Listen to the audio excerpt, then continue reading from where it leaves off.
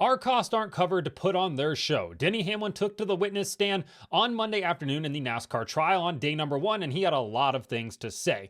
Before the day even got started, we had the jury selection on Monday morning. If you want to watch a video about that, go ahead and find it on the channel here. Then we had opening statements. Not a lot of new things came out of that, not much at all, honestly. Jeffrey Kessler from the team side of thing argued what we've already heard them talking about. And then John Stevenson made the argument for the NASCAR side of thing for the opening statement. Is it because he had a Southern accent? Because he doesn't sound like Christopher Yates?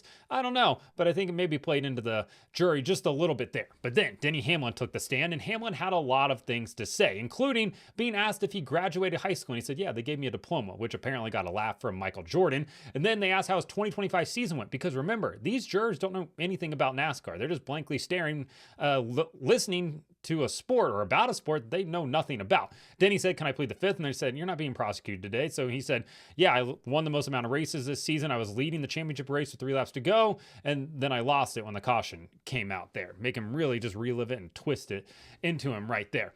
Then Denny talked about money. He said that 23XI Racing has $45 million invested into charters. He said that Airspeed, their shop, they don't want to call it a shop. They want to call it Airspeed, but for the sake of you guys know what the heck I'm talking about here, it's the shop, Airspeed. They spent $35 million on that. That number wasn't publicly known before this. They said they have 140 employees, and they said it costs $20 million a year to get each car to the racetrack. Obviously, they have 3 of them. That's without overhead expenses, and that's before driver salary as well.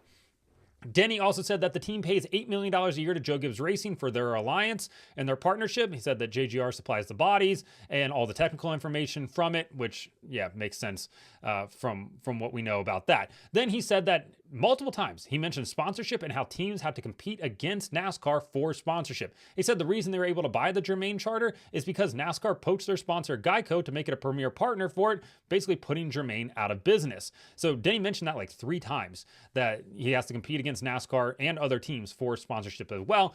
And he did say that 23XI Racing did generate $45 million in sponsorship thanks to Michael Jordan. He also mentioned that it costs $12.5 million, or they get $12.5 million a year from NASCAR per team.